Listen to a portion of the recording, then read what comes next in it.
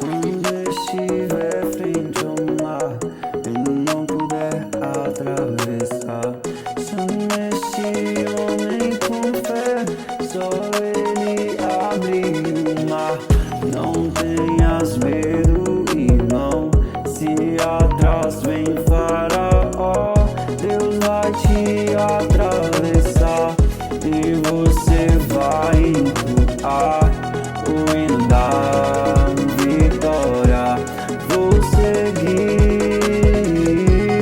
os passos de Jesus, vou levar comigo a minha cruz. Se espinhos ferem meus pés, eu vou descansar nos braços de Jesus.